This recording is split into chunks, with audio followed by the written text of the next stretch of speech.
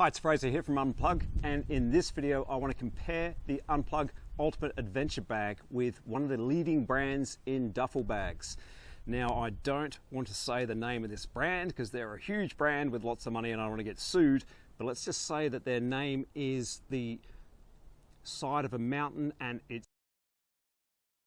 there's probably enough hints in there for you guys to know which brand I'm talking about. This brand is really well known for producing very high quality duffel bags, and that's why I wanted to compare the Unplug bag to this. So let's start by talking about, okay, well, the elephant in the room is the size. Okay, this is their 95 litre bag. I do believe they do 120 litres as well. So this is their 95 litre capacity. Obviously they do smaller ones as well. Ours is 155 litres, so you know, as far as size goes, ours is substantially larger.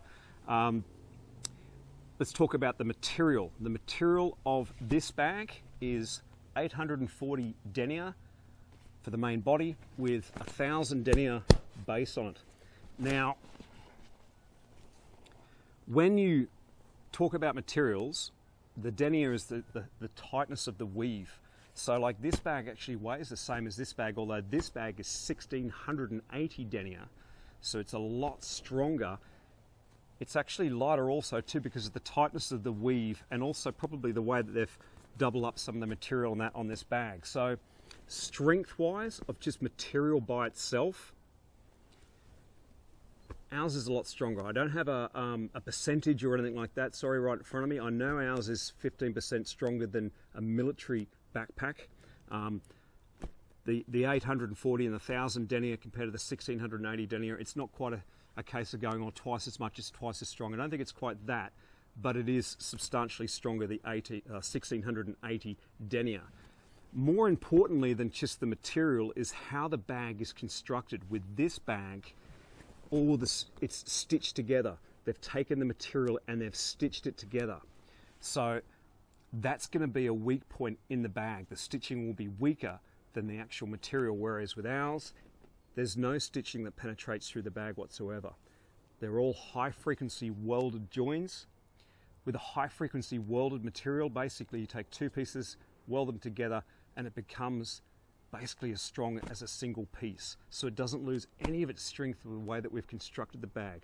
But even more important than just, well, equally as important as the strength, is that it actually provides a waterproof material.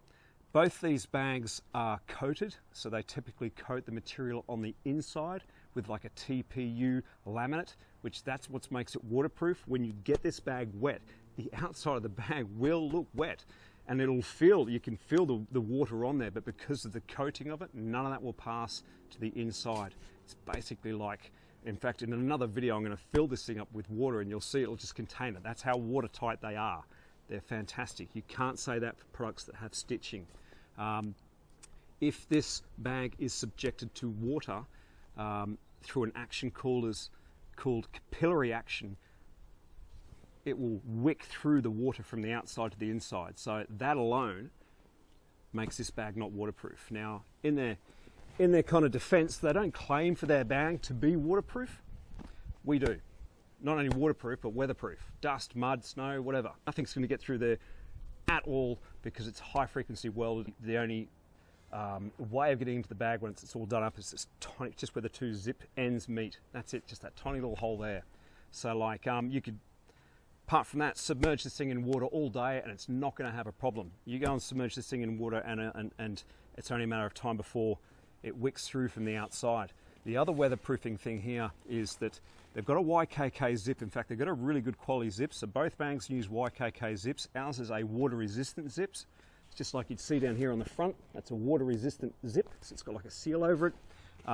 These guys, it's just a standard zip. So it's not even waterproof.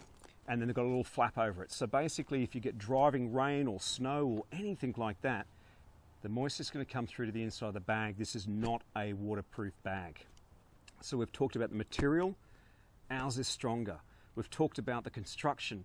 Ours is stronger and waterproof. Let's look at the details, and we'll provide some close-up shots so you can see the kind of difference in the details, the stitching, the kind of finishes, the size of the buckles, things like that, and you'll see Okay, yes, I'm biased, of course, but I think our product, we've spent a lot of time in looking at the details and selecting the right products and buckles and zips and everything else to make it the best bag that we possibly can. And I think it's not until you compare it to a household name bag like this that you can see that it really is a superior product. They've both got backpack straps. With this one here, I keep wanting to say the name of the brand, but I mustn't. Their backpack straps are really nice, actually. They feel really soft. In fact, I think the material probably feels nicer than ours, as just far as like, I don't know, like a rubbery kind of thick material, you know, that is pleasant to touch. What I will say about the backpack straps is, though, even though they're adjustable, there's no way of fixing them down or having a sternum strap so that you can adjust that as you're using them. Whereas with our bags, you've got these Velcro straps, so when you're not using them, they can pin down, and you've also got the sternum strap across the middle, so if you are carrying it and the strap's starting to slide off your shoulders, you can make sure that doesn't happen. Other things to mention on the bag. Price. Well, would you believe that this, probably because of the brand name, well-known brand bag at a 95 litre capacity is more expensive than the Unplug 155 litre capacity? And I know some people are going to be asking, well, Fraser, I love the bag, but it's a monster. It is a monster. It's huge, and it's been made to go on the roof of a vehicle and transport, or in the back of a ute or a pickup or whatever you want to call it, and transport your products through any weather. Yes, we will be bringing out different sizes, and yes, we will be bringing out different colours. Bear with us. We are a startup brand. We're not a massive big brand with lots of money, so we will get other sizes and colours out. At the moment, it's the Adventure Orange in 155 litres, and we specifically made these to be transported on the outside of a vehicle through any weather.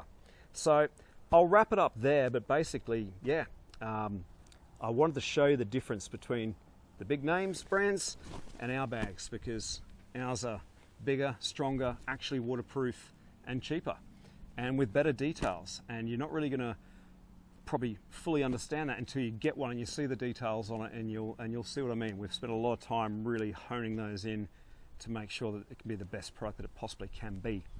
That's pretty much it. If you've got any questions whatsoever, you can reach me at service@needtounplug.com. I'd love to hear from you, unless you work for this brand.